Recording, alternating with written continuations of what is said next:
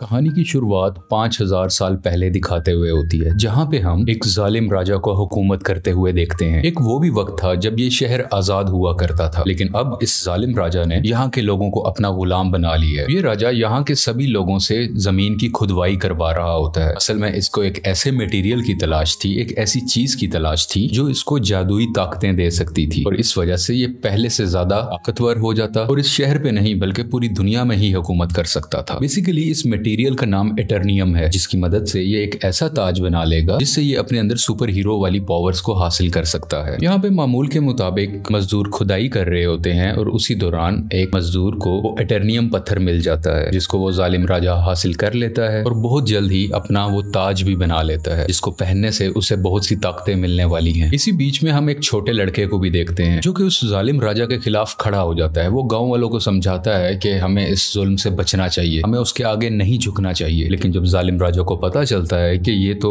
मेरे खिलाफ खड़ा हो रहा है, तो वो उसे मारने का हुक्म दे देता है। और जैसे ही उसको मारा जा रहा होता है तो वो लड़का एकदम से गायब हो जाता है और एक ऐसी जगह पे आ जाता है जहाँ पे बहुत से देवता बैठे हुए थे। ये 6 गॉड्स या देवता इस बच्चे को कहते हैं कि तुमने हिम्मत की, हमें बहुत अच्छा लगा, इसलिए हम तुम्हें एक ऐसी पावर देने जा रहे हैं जिससे तुम एक लफ्ज शज़ाम बोलोगे तो तुम्हारे अंदर हम सब की पावर्स आ जाएंगी और तुम इतने ताकतवर बन जाओगे कि तुम आराम से उस जालिम राजा को हरा सकते हो। ये छोटा लड़का करता भी ऐसे है, वो शज़ाम बोलता है और बहुत ज्यादा पावरफुल बन जाता है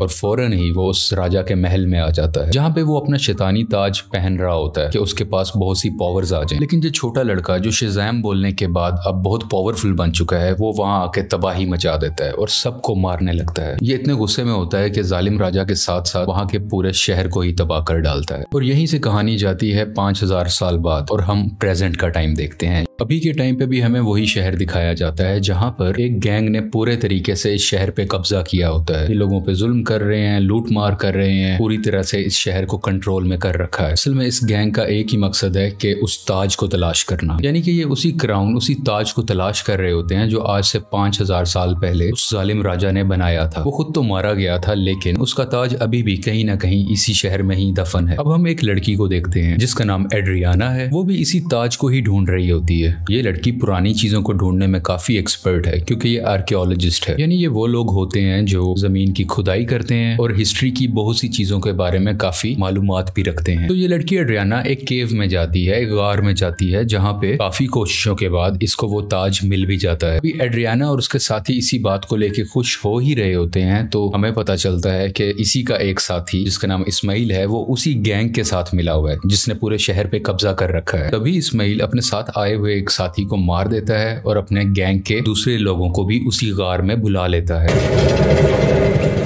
सब लोग इसकी तरफ गन पॉइंट करते हैं और उसे कहते हैं कि एड्रियाना, हमें तुम वो ताज दे दो। तभी ये लड़की नीचे देखती है और वहाँ पे कुछ वर्ड्स लिखे होते हैं। जब ये उसे पढ़ती है तो इसके मुंह से निकल जाता है शज़ाम। ये लफ्ज बोलते ही वहाँ पे ब्लैक एडम आ जाता है और वहाँ पे आए हुए सब गुंडों को मारने लगता है। इतना मारता है कि वहाँ पे कोई भी नहीं बच पाता। जबकि रही बात इस्माइल की, जो गुंडों के साथ मिला हुआ था, वो वहाँ पे मरने का नाटक करता है, इसलिए उसकी जान यहाँ पे बच जाती है। क्योंकि एड्रियाना ने ब्लैक एडम को जिंदा किया होता है, दोबारा से जगाया होता है, वो उसको कुछ भी नहीं कहता। अभी ब्लैक एडम वहीं पर होता है कि गैंग के कुछ और लोग आ जाते हैं और उस पर एक स्पेशल वेपन से अटैक करते हैं। ये वेपन उसी एटर्नियम मटेरियल से बना होता है जिसकी मदद से वो ताज भी बना था। और जैसे ही ये मिसाइल ब्लैक एडम को लगता है तो उसे वाकई दर्द महसूस होती है। ब्लैक एडम उस मारने वाले गुंडे की तो जान ले लेता है, लेकिन उस रॉकेट या उस छोटे से मिसाइल के लगने की वजह से खुद भी बेहोश हो जाता है। तो हमें यहाँ पे ये पता चलता है कि एटर्नियम ऐसा मटेरियल है जो ब्लैक एडम की कमजोरी है और इसी मटेरियल से ब्लैक एडम को मारा भी जा सकता है। तो ये देखते हुए एड्रियाना काफी परेशान हो जाती है और वो ब्लैक एडम को अपने घर ले जाती है। जैसे ही ब्लैक एडम को होश आता है तो वो यहाँ पे एड्रियाना के बेटे से मिलता है। ये बच्चा ब्लैक एडम को कहता है कि आप 5000 साल से उस गार के अंदर बंद थे, अब क्योंकि हमारा शहर गुलामी बसर कर रहा है, वो गैंग हमें जीने नहीं दे रहा, तो आप हमारे लिए एक मसीहा बन के आए हो, आप ही हमारे शहर को उस गैंग से बचाओगे। ब्लैक एडम को यहाँ पे कोई फर्क नहीं पड़ता। वो कहता है कि आज से 5000 साल पहले ये मेरा शहर हुआ करता था, अब यहाँ पे सब कुछ बदल चुका है, तो इस शहर को बचाने के लिए मैं रिस्पॉन्सिबल नहीं हूँ, मुझे इस शहर और यहाँ के लोगों से कोई मतलब नहीं है। और ये बात कहते ही वो घर से बाहर आ जाता है और शहर में फिरने लगता है और शहर को देखने लगता है। इसके बाद हम एक फीमेल लीडर को देखते हैं जिसका काम इस दुनिया में आने वाले सुपर हीरो और सुपर विलन्स को रोकना होता है। दुनिया में ऐसे हालात रखने होते हैं जिसकी वजह से आम लोगों को कोई मुश्किल ना आए और हमारी जमीन को भी कोई खतरा ना हो। वो यहाँ पे एक सुपर हीरो हॉकमैन से बात कर रही होती हैं, कहती हैं कि ब्लैक एडम अब वापस आ चुका है और उसे अगर रोका ना गया वो पहले की तरह इस बार भी बहुत ज्यादा तबाही मचा सकता है, और वो अगर पागल हो गया, वो गुस्से में आ गया, तो उसको रोकना लगभग नामुमकिन है। हॉकमैन इस चीज के लिए राजी हो जाते हैं और अपनी टीम इकट्ठी करते हैं जिसमें और भी बहुत से सुपर हीरोज शामिल होते हैं और सब मिलकर ब्लैक एडम को पकड़ने के लिए निकल जाते हैं। दूसरी तरफ उस गैंग के कुछ लोग एड्रियाना के घर पहुंच जाते हैं क्योंकि उन्हें पता था वो ताज अभी भी उसी के पास है, तो वो ताज लेने ही गए थे। और जैसे ही वो लोग एड्रियाना की फैमिली पे हमला करने वाले होते हैं तो ब्लैक एडम्स वहां पे उनको बचाता है और उस गैंग के लोगों को एक बार फिर से मार डालता है और बचे हुए कुछ लोगों से ये अभी फाइट कर ही रहा होता है। तभी उसी वक्त हॉकमैन की बनाई हुई टीम वहां पे आ जाती है और ये सब मिलके ब्लैक एडम से लड़ाई करने लगते हैं, लेकिन अभी भी ब्लैक एडम इन पर भारी था। वो गैंग के लोग और जस्टिस सोसाइटी की टीम दोनों मिलके भी इसका कुछ नहीं बिगाड़ पा रहे थे और आखिरकार ब्लैक एडम वहां से चला जाता है। ये जस्टिस सोसाइटी की टीम जो कि हॉकमैन की बनाई हुई टीम है, वो एड्रियाना के पास आते हैं और उसे मदद मांगते हैं कि तुम हमारी हेल्प करो उसको पकड़ने में। लेकिन एड्रियाना उन्हें कहती है कि तुम तब कहाँ थे जब हम पे ये जुल्म हो रहे थे, तुम लोगों को तो मैंने पहले कभी नहीं देखा। एक ब्लैक एडम ही है जिसने हमें बचाया, जब मैं मरने वाली थी तो उसी ने ही मुझे बचाया था। जस्टिस सोसाइटी के लोग कहते हैं जिसको तुम समझ रही हो कि वो तुम्हारी हिफाजत कर रहा है वो बहुत खतरनाक है, आज से 5000 साल पहले भी उसने हमारे इसी शहर को पूरे तरीके से तबाह कर दिया था। और बिल आखिर ये लोग एड्रियाना को राजी कर लेते हैं और इसीलिए एड्रियाना इन सबको ब्लैक एडम के पास ले जाती है ताकि सब लोग बैठ के आपस में बात कर सके, ताकि वो दोनों एक दूसरे की बातों को समझ सके और इनकी आपस की लड़ाई आपस में खत्म हो जाए। तभी दूसरी तरफ इस्माइल जो कि एड्रियाना का साथी था वो उसके घर में एंटर हो जाता है ताकि वो ताज वहां से ढूंढ सके और उसका इस्तेमाल अपने लिए कर सके। लेकिन जब उसे वो ताज नहीं मिलता तो वो गुस्से में एड्रियाना के बेटे को उठा के अपने साथ ही ले जाता। यहाँ काफी चालाकी से इसका बेटा अपनी मदर यानी एड्रियाना को फोन कर देता है और सब कुछ बता देता है कि मुझे किडनैप कर लिया गया है, मुझे इस्माइल ने ही किडनैप किया है। सुन के ये काफी परेशान हो जाती है, इसलिए ये जस्टिस सोसाइटी और ब्लैक एडम से हेल्प मांगती है, मेरे बेटे को वापस लाने में मेरी मदद करो। और ये दोनों राजी भी हो जाते हैं और मिलकर उसके बेटे को ढूंढने लगते हैं। यहीं पर हॉकमैन उस गैंग के 2 आदमियों को पकड़ लेता है और मार के पूछने पे उसे पता चलता है कि इस्माइल कहाँ पे है।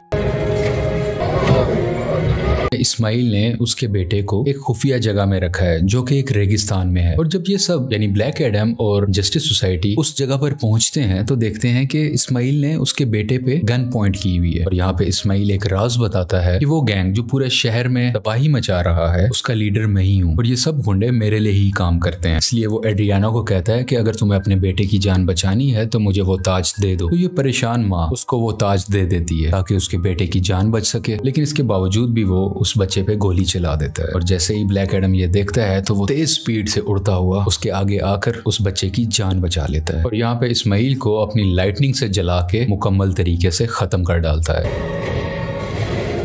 यहाँ पे ब्लैक एडम भी हॉकमैन से मिलता है और उसको एक बहुत बड़ा राज बताता है कि आज से 5000 साल पहले वो लड़का जिसने उस जालिम राजा के खिलाफ आवाज उठाई थी वो मैं नहीं था बल्कि वो मेरा बेटा था। और जब जालिम राजा मेरे बेटे को मार रहा था तो वो उसी वक्त वहीं से गायब हो गया था। इस चीज को देखते हुए जालिम राजा को बहुत गुस्सा आया क्योंकि अब वो मेरे बेटे को तो ढूंढ नहीं पा रहा था, तो उसने मुझे मेरे घर वालों को पकड़ लिया और हमें बहुत मारा पीटा। हमें इतने बुरे तरीके से मारा गया कि शायद कोई जानवरों पे भी ऐसा सलूक नहीं करता। देखते ही देखते मेरी वाइफ वहीं पर मारी गई और मैं भी तकरीबन मरने ही वाला था। तभी मेरा बेटा मेरे पास वापस आ गया जिसके पास बहुत सी शक्तियां थी, बहुत सी पावर्स थी और उसने अपनी सारी पावर्स मुझे दे दी, यानी कि अब सारी पावर्स मेरे अंदर आ चुकी थी। अभी हम दोनों बात कर ही रहे थे तभी जालिम राजा के लोगों ने एक बार फिर से हम पे हमला कर दिया। वहां पे मैं तो बच गया क्योंकि मेरे पास बहुत सी पावर्स थी, लेकिन मेरा बेटा मेरी आंखों के सामने ही मारा गया। अपने बेटे को मरता हुआ देख के मैं आग बबूला हो गया, यानी मुझे बहुत गुस्सा आ गया और मैंने जालिम राजा और उसके लोगों को तो मार दिया, लेकिन वो पावर्स, वो शक्तियां मेरे काबू में नहीं रही। मैं उन्हें कंट्रोल ही नहीं कर सका और देखते ही देखते ये पूरा शहर मेरे ना चाहते हुए तबाह हो गया।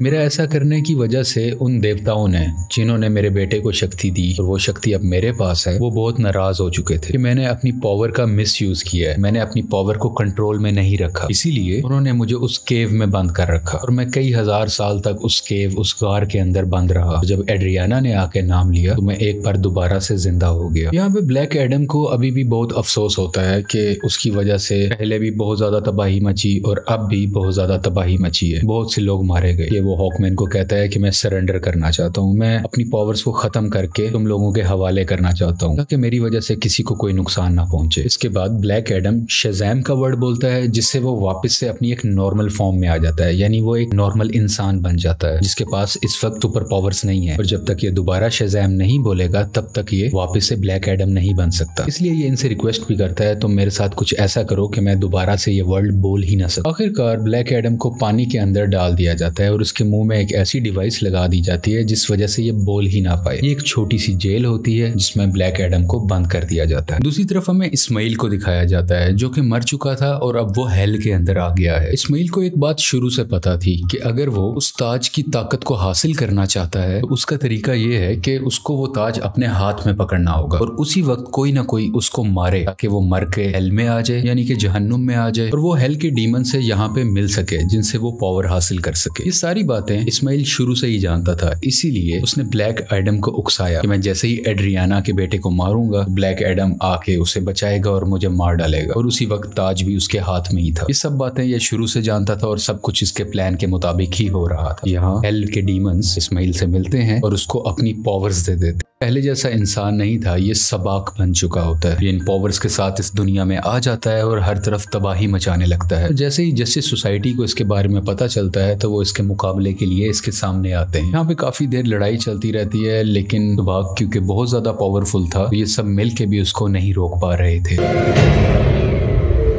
इसी जस्टिस सोसाइटी के एक और टीम मेंबर जिनका नाम डॉक्टर फेट है, वो अपनी मल्टीपल फॉर्म्स में आते हैं, मुख्तलिफ पावर्स का इस्तेमाल करते हुए सबाक को मारने की कोशिश करते हैं, लेकिन फिर भी कामयाब नहीं होते। और बहुत जल्द ये सब समझ जाते हैं कि सबाक को ब्लैक एडम के अलावा और कोई नहीं हरा सकता। इसलिए वो यहाँ पे टेलीपैथी के जरिए ब्लैक एडम से बात करने लगते हैं, को बताते हैं कि हमें तुम्हारी हेल्प की जरूरत है, और ये लोग यहीं से उसकी काफी हेल्प भी करते हैं ताकि वो खुद को आजाद करवा सके। वहां से निकलते ही वहां के कुछ सोल्जर्स को मारता है, पानी से बाहर आता है और बाहर आते ही सीधा शज़ैम बोलता है, जिसकी वजह से उसको ब्लैक एडम्स की पावर मिल जाती है और बगैर वक्त ज़ाया किए सबाक के पास जाने लगता है। दूसरी तरफ जस्टिस सोसाइटी के लोग अभी भी सबाक से लड़ रहे होते हैं और इसी दौरान उनका एक साथी डॉक्टर फेट वहीं पर अपनी जान से हाथ धो बैठते हैं, यानी कि मारे जाते हैं। हॉकमैन भी काफी ज्यादा सबाक से लड़ रहे होते हैं, लेकिन इनकी कोशिशें कुछ ज्यादा कामयाब नहीं होती। लेकिन अच्छा तो तब होता है कि उसी वक्त वहां पे ब्लैक एडम भी आ जाता है और अब ब्लैक एडम और सबाक की काफी लड़ाई होती है। ये फाइट काफी टक्कर की थी, लेकिन वक्त के साथ ऐसा लग रहा था कि सिर्फ ब्लैक एडम ही है जो सबाक को हरा सकता है। और कुछ ही देर के बाद ब्लैक एडम सबाक के सर को पकड़ के उसके दो हिस्से कर डालता है और उसको मुकम्मल तरीके से फाड़ कर आखिरकार सबाक की जान ले लेता है। इसी वजह से सबाक की मौत हो जाती है और सब कुछ सुकून में आ जाता है, सब कुछ ठीक होने लगता है। शहर के लोग ब्लैक एडम को अपना मसीहा मानने लगते हैं। वो सब इस बात को मान लेते हैं कि ब्लैक एडम ने हमें और हमारे शहर को बचाया है। इसके बाद हम उसी लेडी को देखते हैं जिसने जस्टिस सोसाइटी की टीम को बनाया होता है ताकि वो ब्लैक एडम को रोक सके। वो यहाँ पे ब्लैक एडम को कहती है कि ठीक है, तुम्हें जो करना है वो करो, लेकिन तुम अपने इस शहर से ना निकलना। तुम इस शहर के लोगों के मसीहा बनो, उनका ख्याल रखो, गार्डियन बनो, मुझे उसे परवाह नहीं है, लेकिन अपने इस शहर से तुमने नहीं निकलना, क्योंकि अगर तुम इस शहर से बाहर आए तो तुम्हारे लिए अच्छा नहीं होगा। यहाँ पे ब्लैक एडम बैठा उसको देखता है और कहता है कि मुझ पे कोई हुक्म नहीं चला सकता और उसका जब भी कुछ भी करने को दिल करेगा वो अपनी ही मर्जी करेगा। लेकिन तभी वो लेडी बोलती है, हाँ शायद तुम ठीक कह रहे हो, तुम्हें इस दुनिया में रहने वाला तो शायद कोई नहीं रोक सकता, लेकिन मैं किसी ऐसे को जानती हूँ जो हमारी दुनिया से नहीं है। और ब्लैक एडम को गुस्सा आता है और वो स्क्रीन को ही तोड़ देता है जिससे वो लेडी बात कर रही थी। स्क्रीन के टूटने से हर तरफ धुआं ही धुआं होने लगता है और तभी उस धुएं से बाहर आता है सुपरमैन और वो ब्लैक एडम को कहता है कि हमें शायद बैठ के बात करनी चाहिए। और यहाँ पे सुपरमैन के ये कहते ही इस मूवी की कहानी यहीं पे खत्म हो जाती है।